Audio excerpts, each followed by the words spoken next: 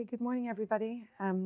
Thank you for coming today. I know showing up for a 10 a.m. lecture after the happy hours at GDC is a big accomplishment for everybody. Plus, we're next door to who I assume is the Messiah next door, considering the queues that were there for him. So I'm just going to talk to you a little bit today about how we've developed VIP for social gaming. And I'll start by talking about myself for a little bit, just to give you some background. I started in gaming in 2005 in real money gaming in Europe. I worked for sportsbook, poker and casino companies over there. And 6 years ago, I decided to make a transition over to social gaming. And at the time of the move, I did have a very pointed objective to see if we could revolutionize social gaming in terms of VIP the way we had done for VIP, and realize an upside there that we were getting from our VIP in real money gaming. It wasn't an easy feat, so for those of you in the room who are just starting off, it started off with myself with 900 high-value VIPs on a spreadsheet on the phone in Ireland, trying to build relationships with VIP players. And now I've got staff in 4 continents, and we have over 1 million VIPs that we service from those staff. So today I'm going to talk to you a little bit about that and how we got there. But before I start, it would help me a lot if I could just gauge, where the audience is coming from, so I know where to deep dive into and where to quickly move over. So just by a quick show of hands, who in the group is with support community and they're looking to move their operation into VIP? Okay, and then who is in marketing and game teams who are looking to see how they can find an upside? Okay, and is there anybody who actually has a VIP department running that they want to evaluate against ours being Zynga's? Okay, wonderful. Thank you for that. That gives me some great context. So today, this is the goals that and the takeaways for today. We're going to go through setup, maintenance, and improvement for your VIP department. And that will include us reviewing things like player segmentation, operationalizing data science models, input on product, staffing for your VIP, rewarding VIPs, VIP KPIs, return on investment, which is obviously why you're all sitting here. I'm under no illusions as to why people are here. Everybody has their ideas about how the operation works, but everybody wants to see how do we get the ROI on that so that we can actually invest in it. So towards the end, we'll actually go through definitively. I have a fake company. They're not Zynga numbers, but it will show you how to allocate headcount against the profit that you're getting from your VIP department. And then we'll just recap on those takeaways at the end. So what does your operation look like today? So speaking to people over the years, and sorry, just going back there, we launched VIP 4 years ago with Zynga. I started working for them for 6 years, but it took me 2 years to convince the staff that VIP in social gaming would work the way it does in real money. So I started with casino, then went into poker, then we went into our builder games, we went into Farmville. Now we've got our CSR2 games. So all of these games are being serviced with the same strategy, but of course, an element of that is adapted at every point based on what our VIPs actually want, their wants and needs. And I'll go very deeply into that as we move along so that you can see the depth of relationships that we have with our VIPs and how that effectively lets us to build marketing campaigns that are very effective for the company. So some people are running their VIP through their support at the moment, which maybe includes better service levels for your players coming through your general channels. It may be that you have dedicated community managers who are speaking to your highest social players, but not necessarily their lifetime spend is taken into account. And there's a lot of maybe effort and staffing going into community. There may be some companies out there that are dealing with inbound queries where you're segmenting your highest value players so they get immediate attention, and they're maybe working with your best agents in support. On the other side of that, there are companies out there who do have dedicated VIP account managers, And they do have the team in place. And from what I can gather, just to give people an idea of not just what Zynga does, what other people out there are doing, is that there are a lot of companies out there whose BI team are sending across some reports to some account managers, either agents or account managers, and they're then manipulating that data to see who is it that I need to speak to today, what is the biggest impact I can have on this list, or maybe Splunk reports or whatever kind of reporting format you use, that's potentially what you're using there. There could be some dedicated account managers helping the marketing team. So I know the marketing folks are super interested in reaching those VIPs, those highest value VIP players. And some of what I've come across is people who are fulfilling those promotions. So when the VIP comes back, or helping them actually execute the promotions as well. And then you may be surfacing real-time transactions to a VIP team so that they could potentially reactivate players as they drop off the trajectory to be a successful VIP. Or there could be like MLife for land-based casinos. I know they have a VIP team, but they do inbound reward fulfillment for their loyalty programs. So it could be any number of those things. So that's what I know is out there in the marketplace at the moment. And we're going to have a look at kind of what Zynga do today. So what could it look like tomorrow? If your department, if your company had segmentation proficiency and you were able to provide your player base, to segment your player base, to provide treatment that was applicable to them in terms of rewards and bonuses that you knew would bring a return on investment, real connections with your VIP players. If for those of you that are in the game team at the moment and working on a game team, you'll know probably everybody in this room at some point has been asked by the game team, this feature is just not gaining any traction. We don't know why. We're not monetizing this feature really well. We tested it with Insights. We did beta testing. It all seemed to go very well. So if you have a VIP account manager who's connected with your highest value VIPs, the game team will immediately call my team and say, can you call your players and see what's happening? So the same thing happens with exploits as well. When there's exploits in the game and the game team and QA just cannot figure out where the exploit is coming from, we'll have the account managers actually call the VIPs and say, what's happening out there? And they'll say, okay, when you go into this bonus round, this is what's happening. And, you max bet and you get this back, and we're able to feed that back into the team, who'll then QA check it and say, yep, it's an exploit, and fix it. So that's the kind of real-time connections that benefit the studio. In terms of tech proficiency, you really need the use of a fully functional system that surfaces player data at an account manager level to the account managers, that also surfaces call queues to them, so we're not manipulating data on a spreadsheet, and they're based on data science models, and you have the ability to record the productivity and the impact for the business. In terms of data science that I just touched on, I know a lot of you in the room would prefer and need to find out where's the mix between our machine learning, our data science models. How do we apply that to human VIP management so that we can marry the two and find that sweet spot that really helps you keep those players engaged? You can identify them with machine learning, but then how do you operationalize that so that your account managers are doing the right things, following the right strategies so that they're pulling those VIPs back into the game? And then the last thing, of course, is proven ROI. So in order for us to get any investment in VIP, we need to be able to prove that it works.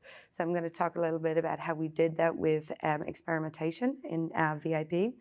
And that gives you the power then to give to the game teams in their projections to say, we will give you X back on your investment in VIP over the next year.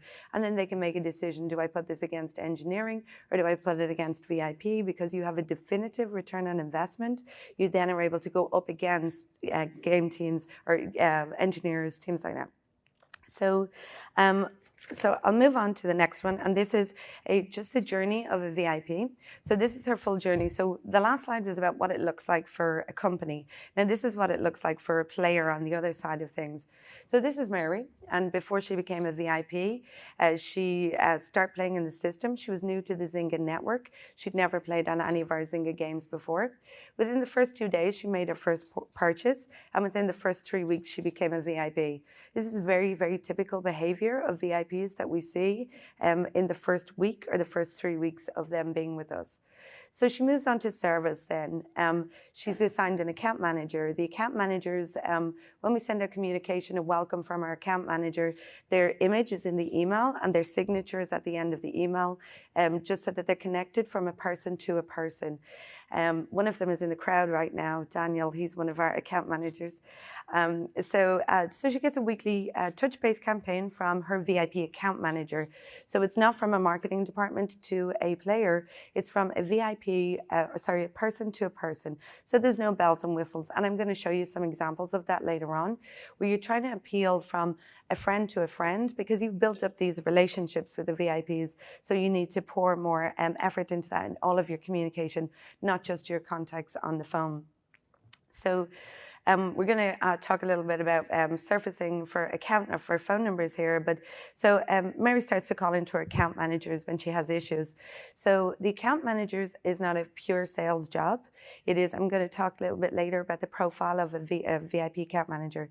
It's 60-40 proactive sales versus 40% inbound.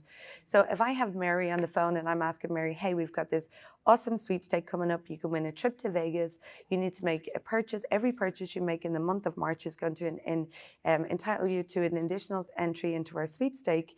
When Mary has a problem with a game, she doesn't want to talk to somebody in support. She wants to talk to me because she committed to me and I'm going to commit back. And that's the way it works with the account management. So next we've got retention. So we start to send swag out to Mary. She's becoming a very committed VIP, and we invite her to the studios to do focus group with our studio team. Again, I'll talk a little bit more about that later on. It's one of our biggest benefits of our VIP department is the connection between our game teams and the VIP department. We also run live events. So Mary attended a slot tournament in Reno, and she actually won about $5,000 at this tournament. Then we start to cross-sell. So she's a slots player, and we've got 4 slots products. So then it's time to say, hey, I know you like either the story slots or you're more into Hit It Rich and the likes of those kind of slots that don't have a storyline. So her account manager knows this information about her and cross-promos her, hey, I'm going to put some coins into your account. Why don't you go try out this new game? And because she knows what her VIP account manager knows what she likes, she'll move over and give the game a shot. One of our SVPs calls it the silver bullet from one game to the other, the silver bullet being the account manager. At this point, she's become a very committed, loyal player. So she's speaking to her account manager on a weekly basis. And this particular VIP is now VIP in 4 games. And she runs a super group, which has 26,000 followers in the super group. And what she does there is she gives promotions. She tells people about known issues in the game and how to fix them. So she became a full, absolute advocate because she knows her VIPs. She's been to meet the account managers. We've brought her on trips. We've rewarded her with loyalty. So let's jump into the setup of how this works. The very first thing you have to do is get phone numbers and emails for your players.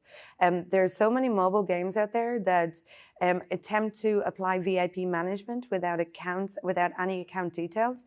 And if you're starting from that point, you're talking about MOTDs or push notifications that are not two-way, that are not their messaging to your players, but it's in no way going to build a relationship. So the first thing that you've got to do is create a space or a feature that will allow you to collect your VIP's phone numbers. So when our VIP passes our dollar threshold that we consider them a VIP, it will be different by game. It's different for Zynga than it will be for everybody else, depending on your genre.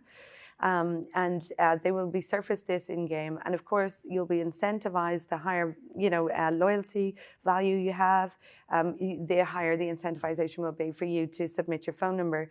And that phone number, once submitted, then you need to be very careful, obviously, with GDPR. Now, this GDPR world we're all living in at the moment, it's a nightmare for everybody. But keeping those phone numbers encrypted is really important. So when you pull it from the game, when it lands on your data warehouse, it should be encrypted because they're very valuable. Excuse me. They're very valuable lists, and you don't want anybody to be able to pull them within the company. So the only place phone numbers are visible within Zynga is when they're surfaced in the CRM system, because the player themselves said they just want to submit for their account manager to reach out to them and no other reason. So we need to ensure that that's what happens to that data.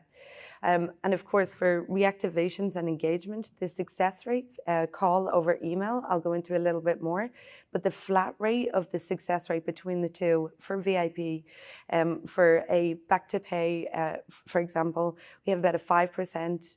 We have about a 5% success rate on our back to pay emails, and we have a 15% success rate when somebody's on the phones. Obviously, emails are more scalable than phones, but you can see how lucrative it is to actually have people on the phones doing this. So when we asked people to submit their phone numbers, we got about a 30 to 50% submission rate. When we got those, we didn't actually add an additional step for a link for verification within the feature, because it was going to add additional engineering time, and we wanted to spin it up quickly with one of the studios while they had some time on the roadmap to actually put it in for us. So we skipped the verification piece and we said, okay, we'll do a phone blast. So I had all my account managers in Chicago do 300 calls over a period of a couple of hours, and we found that the success rate, or the valid number rate, was about 80% for the first test. So we said, okay, let's flow with this then.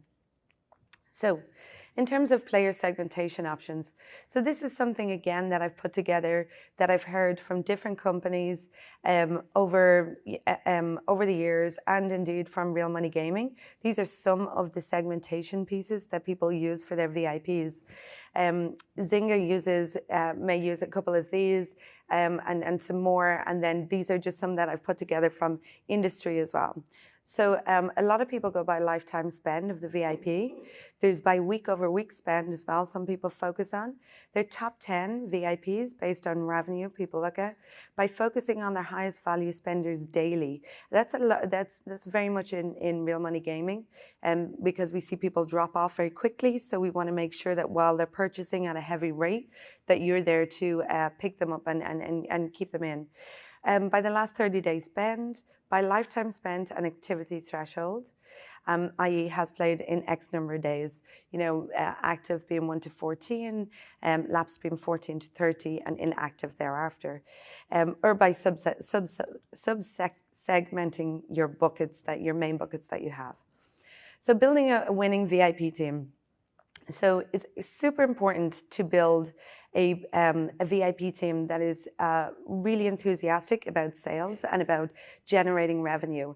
If you try to pivot your support without any formal training or without any formal commitment to sales or any previous experience in sales, it's very difficult to do. The change management, it's hard to pivot that group because they're used to being reactive, taking inbound communications. To ask them now to get on the calls and make 90 on the phones and make 90 calls a day, it's a huge transition. So what I would suggest is that to find a winning team, and I do have an amazing winning team of VIP account managers, the background of them, they've extensive sales experience, 2 to 3 years of experience of hitting productivity targets. So those 90 plus a day targets, there are many companies out there that are hitting these goals, and you want to make sure you're taking somebody from that environment and you're not trying to take somebody from your current support organization who doesn't do anything near those productivity numbers, because it's going to hold you back. You're already going to have enough challenges. You don't need this as a challenge as well. That they're customer-centric, of course, that they're personable, that they really know how to build relationships with people. They have the ability to generate revenue on their own initiative based on their account management background. And they have accuracy and attention to detail.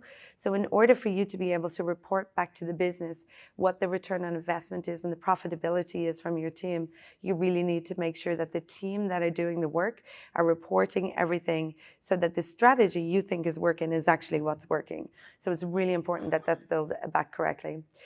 Rapport building skills and a demonstrative history in dealing with a product team is really a great benefit to have. It's not absolutely essential in this piece for a starting profile, but So what the account managers do every week is they sit with the product team and they talk about, this is what our VIPs are talking about this week. This is the ailments they have. This is what they're loving in their competitors' game. So from support, we know we have the volume in support. We were able to come back to the game teams and say, hey, we've got 60,000 tickets came in about this feature. There's a huge issue here. And we can show by volume that we've got issues. But then you have an account manager who sits in the room and validates actually the top 2 things on that list. I've got 2 $100,000 players. That's just a number I picked out of the sky. That's not a Zynga number. It's just a number I picked out of the sky.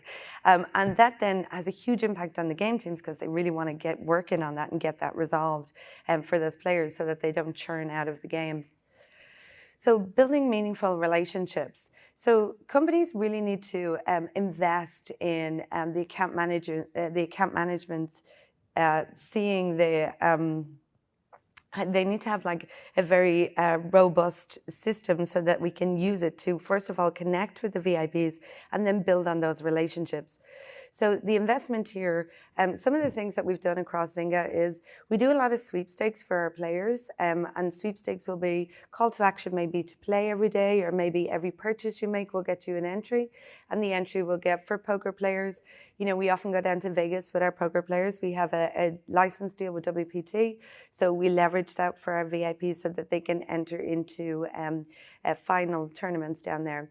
And we also have a license with Ferrari with our CSR2 team in London. So last year we had a sweepstake where we brought 25 of our VIPs out to Italy, and they got to race a Ferrari car on a closed circuit just for them for the day. So it is all about making it really, really meaningful to the player and not just having these, short events where really we're just bringing them in for a focus group to find out what they think of our product. And here's a few sandwiches and we'll see you later. It warrants an investment from the company to really show loyalty. And there's one picture down here in the bottom. This is one of our account managers. And just to show the meaningfulness of the relationships, this is one of my account managers on vacation in Amsterdam, where one of her VIPs lives, and she spent the day with her VIP. She wasn't working now. She just spent the day with her VIP hanging out. So that kind of gives you an idea of, how they're really connected. So again, this is some of the investment in rewarding. So this is actually a Bugatti event where we brought some VIPs for the unveiling of the new Bugatti. And CSR2 folks, this is something that really, really is valuable to them. So we do a lot of deep dive research into what do our VIPs actually want? What is meaningful to them? So for example, for CSR2, these guys, the whole idea of the game, besides the racing, obviously, is, that they want to live inside a fantasy where they drive high performance cars, and this is what they do, and this is why they're so engaged with their game. And then what we do as a VIP team is we give them sweepstakes so it keeps them engaged, not only with the game, but outside of the game, because guess what? We're going to give you a real life experience outside the game that mirrors what you love about the game inside. Again, with Poker WPT, a lot of our poker players say that they play because they want to hone their skills for Vegas. So we tend to bring them down there. Scotty over there with some of our VIPs. We tend to bring them down to Vegas so that they can enjoy weekends down there. This is, you need to create exclusive events. So we do have the benefit in our game, and I'm sure some of you do, where you've got licensed IPs that you can leverage for your VIPs, and it makes it really exclusive for them. So one of these was Winona Judd, country western singer. We had a casino, a slots game for her, so we asked her to come and do a concert in head office for our VIPs, which she obliged, and we brought our VIPs in and had a very exclusive concert for them in HQ down the street here.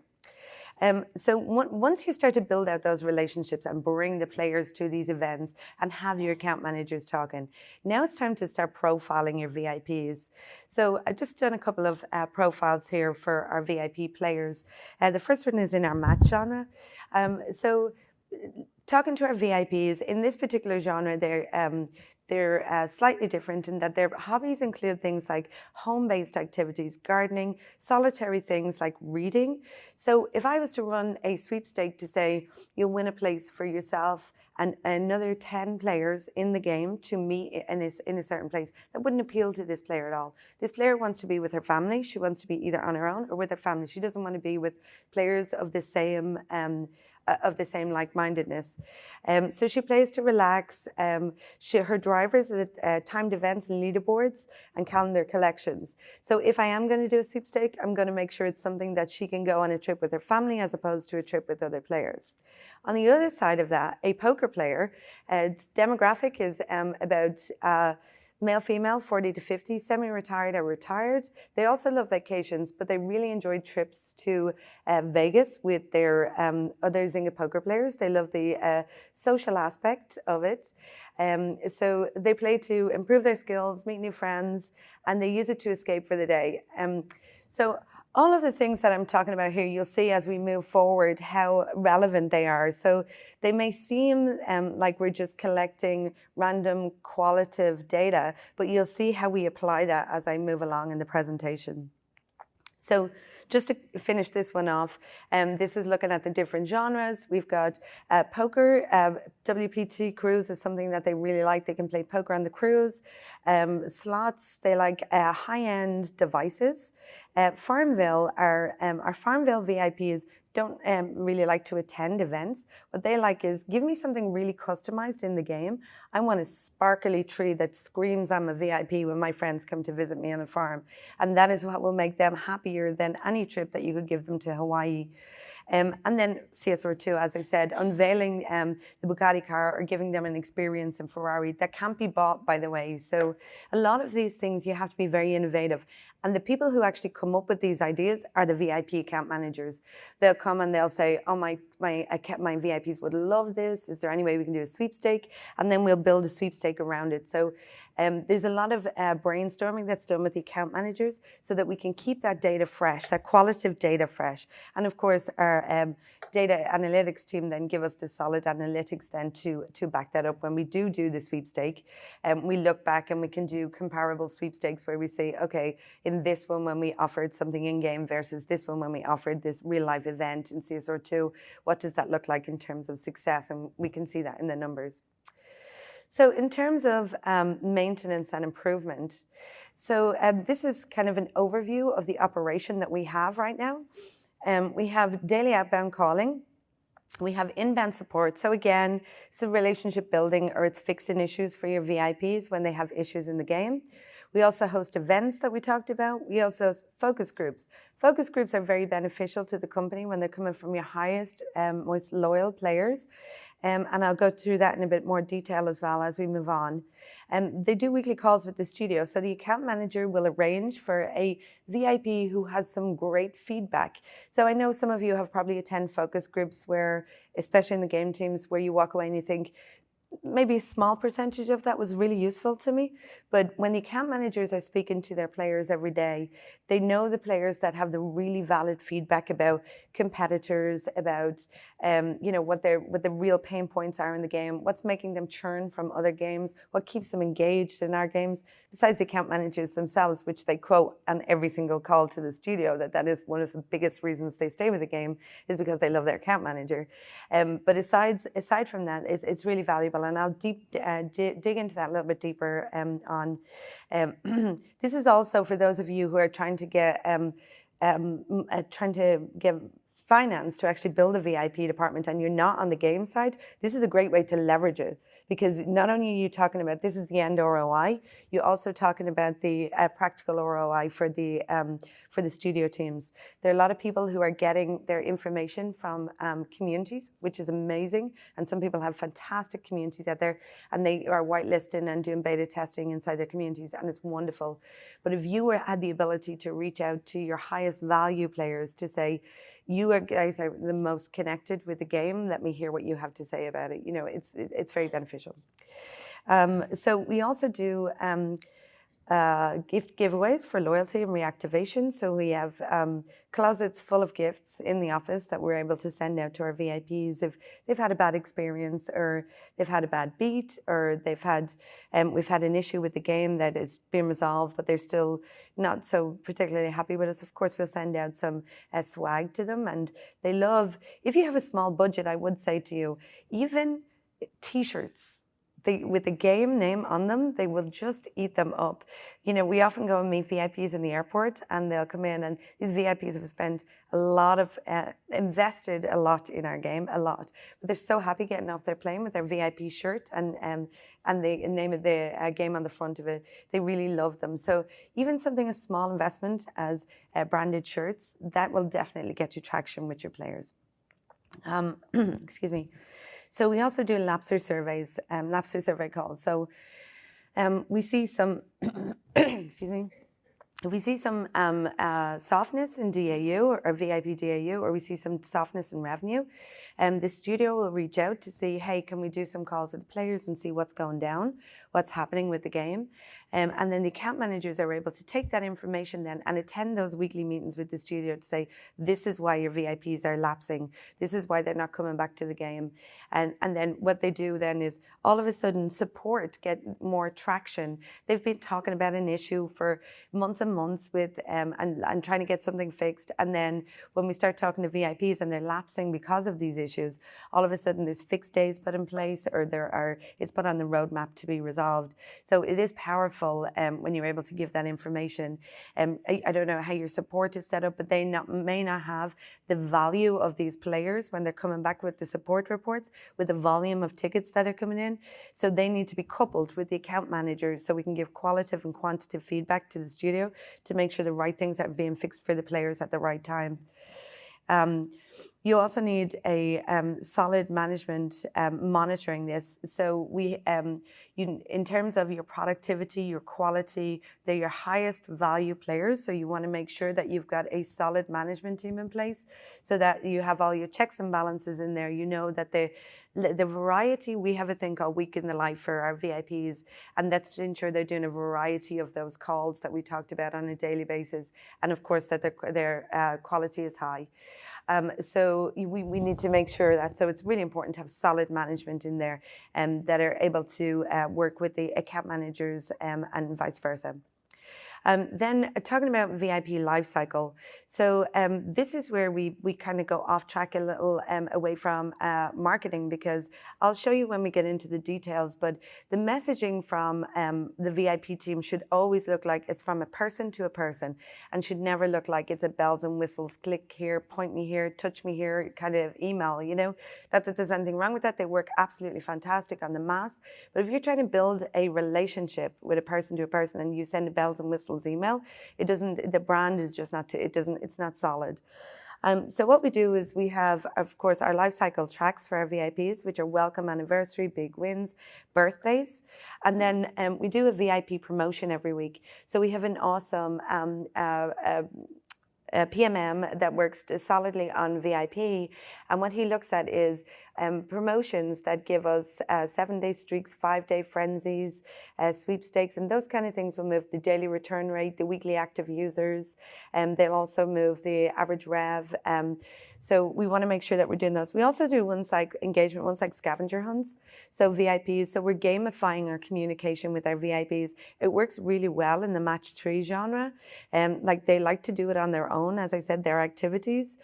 So asking them to work with a team towards a team goal in VIP world is not as effective as asking them to go find scavenger hunt and find things within the game, so they can send it back to their account manager and really connect with them. One of the last piece here is technology.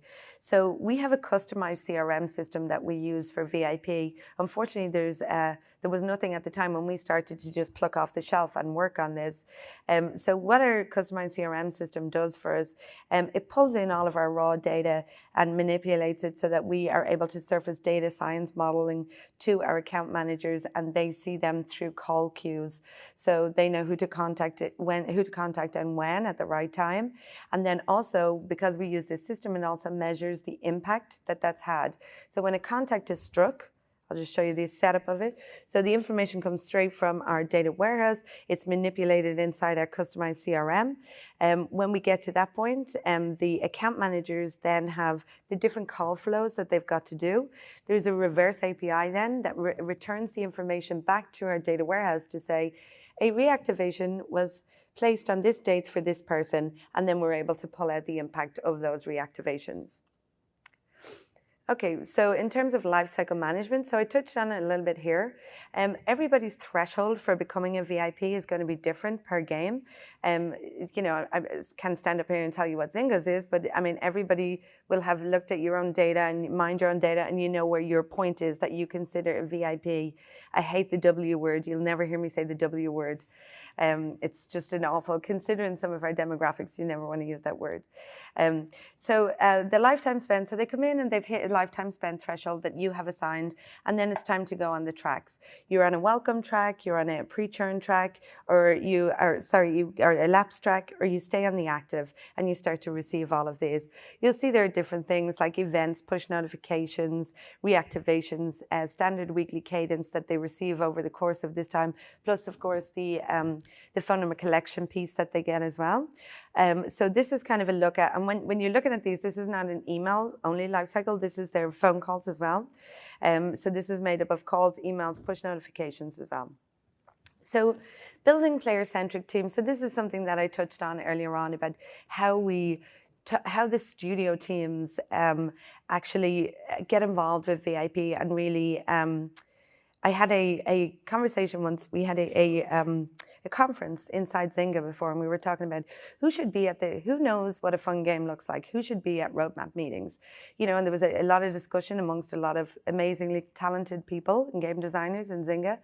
And I met my CEO coming back to the elevator afterwards, and he was only relatively new in the company and with the company. And I said to him, you know, we were talking in here about which, you know, discipline of people from within the studio should be at those roadmap meetings. And in fact, I don't think you have any 50+ female game designers in this building. And I don't think you have had anybody who's made the investment like those 50+ females have made. So in actual fact, it's them who should be at these roadmap meetings. So obviously, you're not going to bring your players to a full roadmap meeting because things can get bloody, right? So what we did instead was we spun up these focus groups. So we've got this amazing team inside Zynga who are our PhD guys, and they do all of our insights. So a lot of their work is around before we spin up a game into a particular genre. They do a lot of deep dive research. But how they work with us with VIPs is we bring in 5 or 6 VIPs to the studios. We rotate these disciplines. So every discipline will meet them: engineering, game design, art, QA, everybody you can think of meets them, and they have different sets of questions. You'll have a question maker and a note taker, and we'll move them around. VIPs sit and they talk to them, they talk through the different things. And before that, the pre-work before that actually is that I'll pop into this one, the pre-work is with the insights team, that we actually determine the goals with the studio. So those really bright PhD insights folks go to the studio and talk to them about what is the goal of what you want to achieve from this focus group. It may be, you know, we're thinking about a whole new element to a particular genre that hasn't been done before, and it's risky, and we want to see what that kind of looks like for VIPs. So what they'll do is they'll ask them, can you put your questions together? They'll actually break down with them how to best to ask those questions. Sometimes it can be difficult for a PM who's focused on revenue, an engineer who's focused on the framework of everything, to work together to kind of ask questions of a VIP who is essentially a customer, and we want to make them feel loved. So what we do is we work with the insights team and the studio team and say, these are how these questions should be phrased. This is how you deliver this as a question to a VIP. And then on the day of the event, the VIP account managers will take them down to the studio, they'll rotate them, and then afterwards, the account managers will bring the VIPs off to an event, For example, if it's here, we might do a trip around Alcatraz with them, whatever it is, to reward them for coming to visit us and give that information. And the Insights PhD guys stay behind, and they help the studio team break down that data and understand, okay, where does this fit against our roadmap in terms of what they've said they're not interested in? Doesn't mean the roadmap has to be broken up, possibly, depending on how much investment is going to go into those features. Then post-event, the Consumer Insights do a debrief with the studio, and they'll give key learnings to the studio. And then, of course, we'll get those key learnings back as well when we've missed it because we're off on a boat trip with the VIPs. But the players absolutely love it. They love being there. They feel so valued when they come to meet the studio team. And the studio team are actually more intimidated than the VIPs when we get there most of the time. But there are 3 different ways you can do it. You can build that player-centric team. One is the survey sends that we can do. So your marketing team may very well be sending out surveys. And of course, it's going to be no reply at x.com because you don't have anybody manning returns or replies in your marketing department. So if you have a VIP department set up and you ask them to send out the email, the players are then able to respond to those surveys and say, yes, I do actually have a problem. My game's been broke for a week and nobody's fixed it. And then all of a sudden we have opportunity to find the upside. And we, of course, always put in our survey, if you want us to give us a call, just click this button and we'll give you a call and fix your issue for you. One of the VIPs had once said to me before, she was getting reactivation emails from a competitor, and she said, the game is broke, they never fixed it, I had a really bad experience. She said, that's like if I went into a restaurant and the restaurant was dirty and they came to me and said, you can have $50 to come back and eat in our restaurant.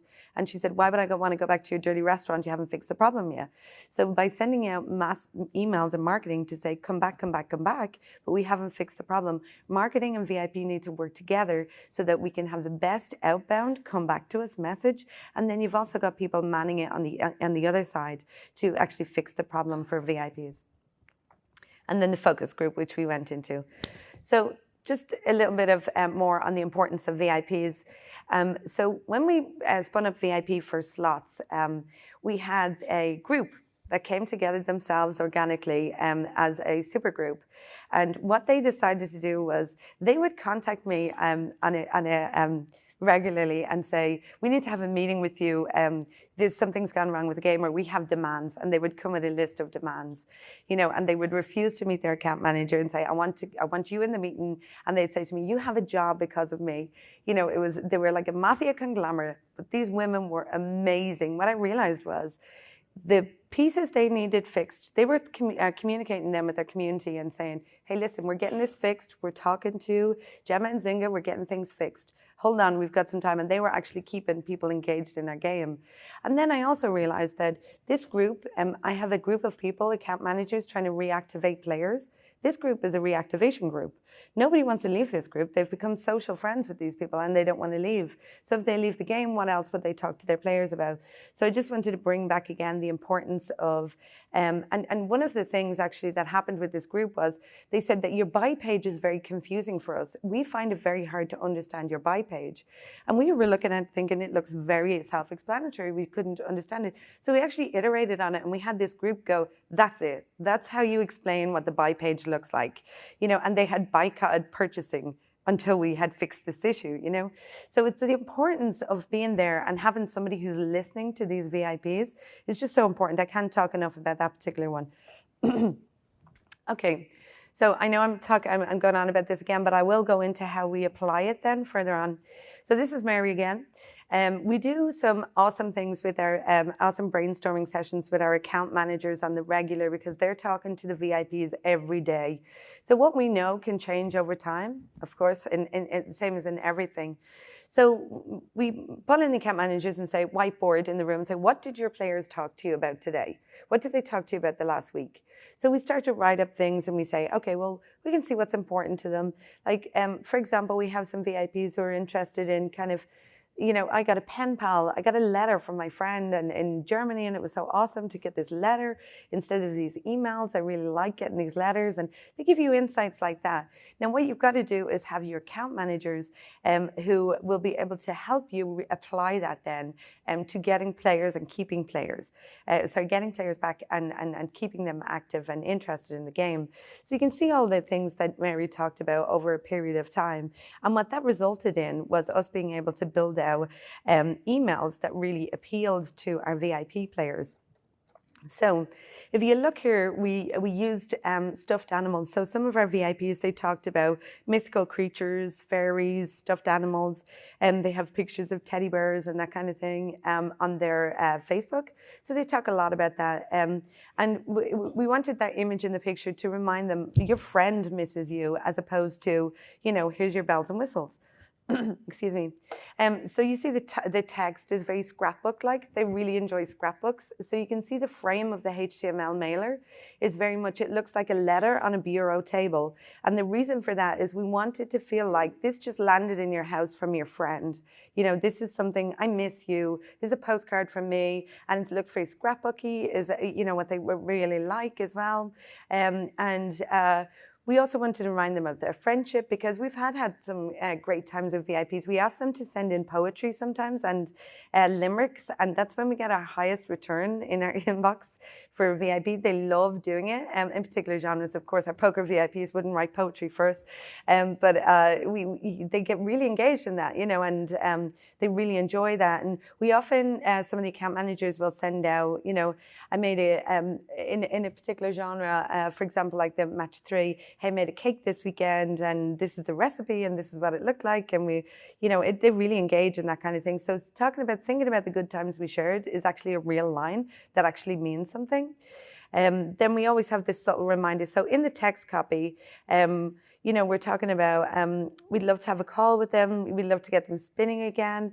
And things like this in here, we know how you love those big thrills of those big wins.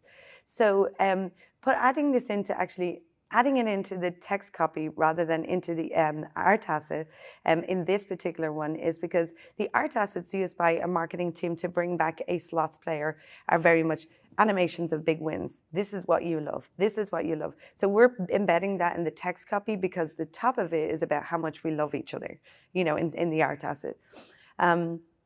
Okay, so, and then of course, when you move on to a different genre, there's a whole different, that's applied in a whole different way.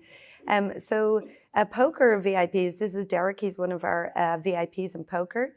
And a lot of the VIPs say that they play to escape, which is the same for a lot of games, but they want to escape away from their daily churn.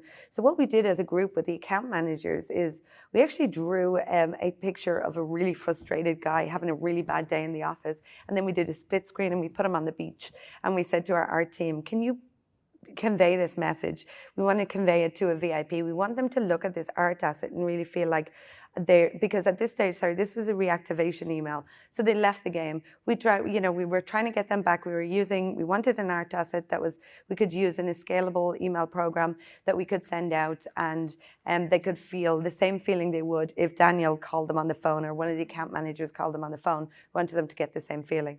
So, and they always love the social aspect of it. So this is the email we ended up with, the art asset. So they initially came back to me with a guy on the beach in bathing clothes.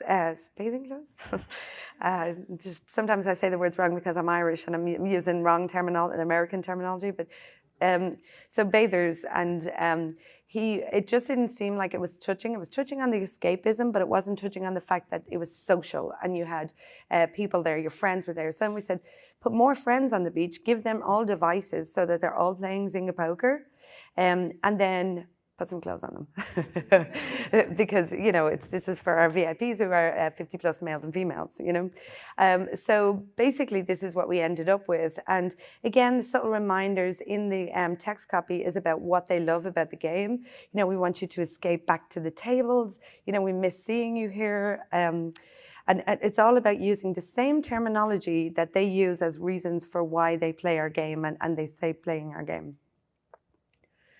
Okay, so in terms of upside to product lifecycle, I went into this a good bit earlier on, but this is just kind of all put together here. So the voice of the VIP for product, we facilitate the weekly calls. We do regular feature surveys and educational videos. For example, if a feature is not working and it seemed like it was going to go really well before it was launched, and we don't see any traction from the VIPs, and we got in touch with them, did some focus groups, did some calls, did a survey, and found out they just didn't know how to use the feature. It was too complex. So what we had to do was tear the feature back a little bit, and the game team then were able to recreate it in a format that the VIPs actually enjoyed and understood. And then we had effective VIP campaigns. So we execute the weekly campaigns, and the back to pays, the reactivations, and the week in the life are the 90 calls a day that the account managers do. And we sustain VIP engagement by our lifecycle marketing for VIP, and we also do those regular brainstorms with our account managers so that we make sure we're keeping our material fresh for our VIPs. And then we do the building the brand, the on-site VIP groups, and those exclusive VIP events that we do at Zynga. So measuring success, this is the only reason that you guys stayed, right? Excuse me. Okay, so these are the things we measure within Zynga, within VIP, just to see what is most important to us. Productivity is number one. In terms of whatever strategy you put in place, if that productivity is not being hit, then it's all of your analysis is going to be off, and it's going to look like your strategy's off, but it's maybe an operational issue. So you got to make sure that you're keeping your productivity on point.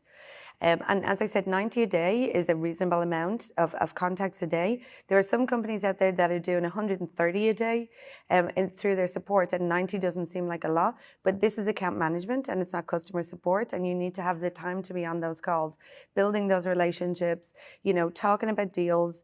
Some of our genres are like, just give me a deal. Like, give me a deal and I'll get off the phone, They want a deal off their account manager to make their purchase, But other ones really want to talk to you about their life and particularly their game. If you have an IP that's, like, for example, we have a new IP coming up. Everybody knows it's in the news, right? I was thinking, should I say that? Is it okay, Sarah, right? Yeah. So with Game of Thrones, you're going to have to be actually embedded completely in the license and understand the license inside out, for your VIP account managers to be actually able to get traction with those VIPs and build relationships with them. So we're doing a lot of work around that at the moment, making sure everybody's up to speed on the show itself before it launches. So VIP ARPU, so this is your most constant. So whether the game is doing well or whether the game is in a bit of a code red or code amber and is not doing fantastic, your constant thing is your average rev per VIP DAU. So what that is you have 1,000 players who played in 1,000 VIP players that played in any given day, and then you're going to look at the amount they purchased and divide it by the purchasers, and that gives you an average rev per day. So that gives you your ARPU for your VIPs. And that you can go on. Your uplift should be, the uplift that you measure that I'm going to go into now should always be on your ARPU because that's the one constant. If you do reactivation goals and you do, which obviously we monitor, you can see on the screen here, we do monitor them, but they're not our be all and end all. These are mostly for operational direction. Then, of course, reactivation campaigns. What's working out there? Is Toto sad enough in the image? Are we connecting well enough? Is the art assets that we're using or the text copy we're using just not touching anybody? Do we need to revamp those? And then we do that, obviously, by looking at the results of our reactivation campaigns. And that would be number of people returned and number of people who return to play and pay. And then, of course, our DAU base. We want to make sure that we're not losing our VIP DAU. Each account manager has approximately 20,000 VIPs that they manage. They manage them constantly. They're dedicated to them. And we want to make sure that their DAU base, each account manager making sure that his DAU base is staying live and he's not losing any of his players. And we surface that to them in dashboards. And then, of course, pre-churn data science model that we're using. There's some of the data science models that we use, that Zynga actually use. This is the first one we've hit that we're actually really actively using. But in order to build a pre-churn model, you've got to have about 40 attributes that mean something to you in your game. session duration, number of logins, number of weekly logins, daily return rate, all of those kind of buying, purchasing behavior, all of those things will be melted into your pre-churn, and only your data can show you what that when that pre-churn flag should pop to your players. Like if I was to stand here and divulge Zynga's, which they wouldn't be happy with me doing, but even if I was to put it up here on the board and say this is exactly our pre-churn calculation, it wouldn't apply to your business, so it wouldn't be that relevant for you. But those are the kind of attributions that they use to build out the model, is, you know, session duration, buying behavior, playing behavior, that kind of thing. And then sweepstakes. So in order for us to boost revenue, we do sweepstakes where we will have a high value ticket item, like one of the ones we talked about, those live trips. And the call to action will be every purchase. So we're contacting people who are purchasing regularly and saying every purchase or every day you play within this period of time will give you an entry into a sweepstake for you to win. You know, maybe it's a cruise, or, you know, a trip to head office for a farm party. So looking at our campaigns, this is just an example of a back to pay campaign. So back to pay is where people are playing, but they haven't paid for a particular reason. So we want to pull them back in and give them an offer. So their account manager will actually reach out to them with an offer. So we know that this is a fake campaign, by the way. It's not real data, but it is, the percentages are what they are real. So yeah, an email campaign will bring back around 4% for VIP, and the phone campaigns will bring back about 15%. So if we are doing a sweepstake that's a really high value or really want to drive up, we'll get all account managers for a particular game. We've got all the account managers on the phones, and all of a sudden we see a much higher success rate. But email, of course, being scalable to that number of VIPs, you've got to have email as well. So I think the first step for those of you who haven't started to measure is to do an 80-20 holdout group. Unfortunately, that means 20% of your VIPs are going to get no treatment whatsoever. And that is scary for a company to actually do, considering you may already be applying some sort of treatment to them. And then you've got to take away all emails, everything from them. So it is scary to do that. However, until you do this, your company will not invest properly in VIP because you don't have a percentage attribution. You don't have a percentage return on investment. So in this case, what I've done is I've just put one last slide together to show you what I've created a company called Irish Gems, just to show you how you can calculate your return on investment here. So if you were to look for some revenue or for some financing for VIP now, for the company Irish Gems, and these are not Zynga's numbers, you have some of your highest value groups. So you have 40,000 players in there, and you say, okay, I want to put 2 account managers in here, and I want to apply what Zynga is doing. I want to do gifting, I want to do swag, I want to do focus groups, I want to do events, and I need 2 people to do it, and I need a system to do it. What does that look like in cost, you know? So you're able to look at the cost of this and then look at the actual return then annually. So 40,000 VIPs are spending, and again, these are not Zynga's numbers, $2 million a month. If the program uplift is giving you 15%, so that's 15% looking at your ARPU, test versus control. So the delta between those 80 that we applied VIP treatment to versus those we applied no treatment to resulted in a 15% uplift. So now you're over here and you're saying, okay, so if I can put 15% on top of this with VIP management, that'll give me an extra $300K a month. So the total cost of having the events, the swag, this is a swag number, but let's say you're ending around 55K a month for the operation. So it's going to cost you $660 for the year. But the actual return on that, after the net return on that with 2 account managers, is $2.9 million. So now you have a dollar figure that you can give back. So you can take this away, you do your test and control, you get your percentage, then you come back and you say to your company, listen, I can give you 10%, 8%, 20%, whatever it is for you, and then look at how much it's going to cost you for your headcount, your systems, your events, and then put that together, and then you're able to give a value, a dollar value by the end of the year based on how many people. You want about 10 people in there, you're talking, $20 million here, that you can bring back to the company. So that's kind of how you would structure it once you've kind of put those best practices in place, and you're putting forward, hey, I want to pitch, or indeed you have one now and you would like to put more into it. So you need to know that test and control, that 80-20%, you need to find the delta in the ARPU, and that is your definitive ROI on your VIP management. And then you can just cost out everything, apply what they're already spending with the uplift, and then there's what you can tell the company you can gain for them over that year. One more thing, sorry. So just to summarize, so we talked about in the setup, we talked about segmentation, staffing, profiling VIPs, and rewarding VIPs. So this is something that you're going to have at the very early initial stages. And then once you have that, then you're going to have to start to maintain and improve. Just remember, before you move to maintain and improve, the setup stage, getting those phone numbers and emails is step one. It is absolute step one. Step two is having a system. Because if all these things you're doing, you can't actually monitor the success of it. You know, having your data science and your data analyst team on your side to help you build out all these experiments is the most kind of beneficial thing that you can do when building out VIP. So maintain and improve. System functionality is so important. Data science modeling is really important so that you understand not only the qualitative but the quantitative as well about your VIPs. That we've had a look at the operation overview. We've had a look at how we can influence the product team. And then over on the other side, we had a look at some of the key performance indicators that we look at in Zynga.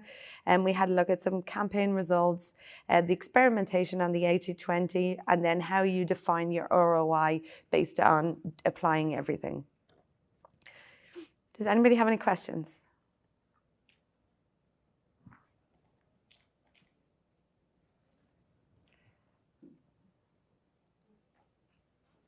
Hi there. Hi. Thank you for the talk. It was really fun. I enjoyed it. I was just wondering, how many account managers do you guys have per game, per like VIP? Like, if you have 40,000 VIPs on one game, how many account managers is that? And then how does that look over your entire company, managing all those different channels of managers? So the rule is with real money gaming, the rule is 300 to 1. And the rule, I'm applying the rule. What I've seen work is 20,000 to 1 in social gaming, because you don't have all their connections. You don't have all their phone numbers. So that's why it's easier to scale it to 20,000. But I would say 20,000 to 1. Really, 20,000. So do you ever have like VIPs, like the top of the top, like the 1% of your VIPs, where you're like, this guy, you need to have like 20 to 1 or anything like that? Or you never tier no, it that they will way? they'll prioritize them. They know, so they have dashboards and they can see their elite VIPs. So they can see, you can see their top 50 VIPs, whether they're active, whether they're, all of the metrics that they need to see about their top 50. So they would never lose a sight of their top 50, so they'll go through them first before they attack anything else. And so it's the elite VIPs that you invite off to Italy to go do stuff. Not necessarily. It has to be random. So if we're doing a sweepstake, it's invite only. So it's a certain spend, lifetime spend overall. That's in the terms and conditions to make sure it only goes to VIPs. But outside that, it doesn't necessarily. I'm done. He's telling me I'm done. Sorry. There's a wrap-up room over here that I was told to let people know if you want to pop down here if you have any questions. And also, if there's no problem. The GDC folks asked me to ask if you could guys fill out a survey so that they can make GDC better. Thank you, guys.